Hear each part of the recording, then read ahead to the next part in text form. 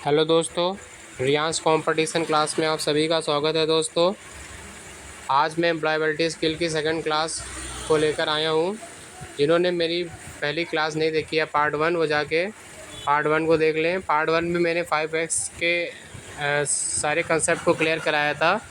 जो चौथा और पाँचवें इसका मतलब था उसको मैं नहीं कंसेप्ट कराया था। आज मैं इस वीडियो के माध्यम से उसको भी क्लियर करना चाहता हूँ।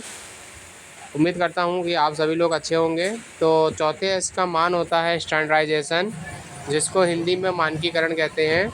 देखिए, चौथे इसका मानकीकरण का जो मतलब होता है उसमें इसका मतलब ये होता है, विजुअल साइंस से होता है दृश्य संकेत। जैसे आप लोग ने यातायात में देखा होगा कि साइन बोर्ड लगा होता है कि इधर जाएंगे तो इधर राजाजीपुरम पड़ेगा, उधर जाएंगे तो इधर आलमबाग पड़ेगा। तो साइन बोर्ड आपने देखे होंगे।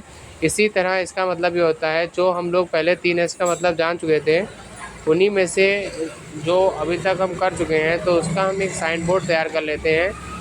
तो उसी को हम मानकीकरण बोलते हैं। देखिए, इसमें लिखा हुआ है, मानकीकरण में मानकीकृत प्रक्रियाएं और दृश्य संकेत स्थापित करना शामिल है, ताकि यह सुनिश्चित किया जा सके कि पहले 3S short, set in order और साइन लगातार बनाए रखे जाएं। इनमें चेकलिस्ट, कलर कोडिंग सिस्टम या फ्लोर मार्किंग या शैडो बोर्ड जैसे दृश्य सहायक मतलब होता है विजुअल साइन उपकरण बनाना शामिल होता है।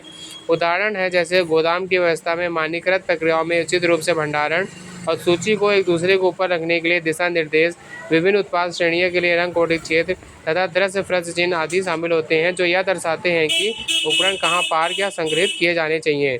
तो मानकीकरण में यही करते हैं कि अब तक की हम 3 जो एच का मतलब बता चुके हैं, उनको किस प्रकार से हमें मैनेज करना है, कैसे क्या करना है, उसको हम दृश्य संकेत के माध्यम से उसको शो करते हैं।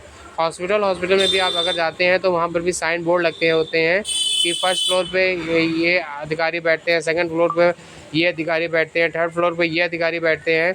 तो हर प्रकार की एक दिशा निर्देश दिया होता है, एक दृश्य सूची दिया होता है, वही मानकीकरण के अंतर्गत आता है। तो चौथे इसका मतलब होता है सस्टेन, जिसको हिंदी में कहते हैं अनुशासन या बनाए रखना।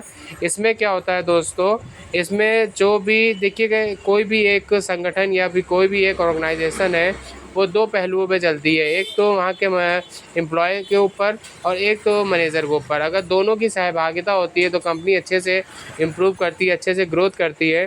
तो इसका मतलब ये हुआ, अगर किसी ऑर्गेनाइजेशन में कोई वर्कर काम कर रहा है तो उसको हम जो वो कार्य कर रहा है तो उसको हम समय समय पर पुरस्कृत करना चाहिए, उसका समय समय पर ऑडिट करना चाहिए कि और अच्छे से काम बेहतर कर सके, उसको समय समय से सारी सुविधाएं देनी चाहिए। तो इससे क्या होता है, कर्मचारी के अंदर प्रोत्साहन आता है और वो अच्छे से और अच्छे से काम करने के लिए प्रयत्न रखता है, जिससे कंपनी का क्या होता है, प्रॉफिट होता है। तो चौथे इसका मतलब सस्टेन मतलब यही है कि अनुशासन का मतलब है कि कर्मचारी को अनुशासन में रखना चाहिए, समय समय पर उसको पुरस्कृत करना चाहिए, उसका ऑडिट करना चाहिए। उसमें देखिए लिखा हुआ है, अंतिम चरण 5S प्रणाली को बनाए रखने और यह सुनिश्चित करने के बारे में कि यह एक आदर्श और संगठनात्मक संस्कृति का हिस्सा बन जाए। इसमें पिछले चरणों के माध्यम से प्राप्त लाभों को बनाए रखने के लिए निरंतर प्रशिक्षण, ऑडिट और सुदृढ़ीकरण शामिल होता है। तो दोस्तों, ये आज मैंने 5S कंप्लीट कर दिया है। जिन्होंने अगर मेरी पहली टॉपिक नहीं देखी है 5S की, तो वो जाके पार्ट 1 देखें, फिर उसके बाद पार्ट 2 देखें, तो अच्छे से क्लियर हो जाएगा कि 5S क्या होता है, 5S के मतलब क्या होते हैं, इसके उपयोग क्या होते हैं, कहाँ पर इसका प्रयोग किया जाता है, किस देश में इसका विकास हुआ है, इसके जन्मदाता कौन है, किस सन में इसको लागू किया गया था। ये सारी चीज़ें मैंने वीडियो के माध्यम से आप लोग को बताया है। अगर आप लोग वीडियो के चैनल पर नए हैं, अभी तक चैनल को लाइक और सब्सक्राइब नहीं किया है दोस्तों, प्लीज़ चैनल को लाइक और सब्सक्राइब कर दीजिए। इसी तरह आगे वीडियो को देखने के लिए प्लीज़ चैनल को लाइक और सब्सक्राइब करिए। धन्यवाद, आपका दिन शुभ हो।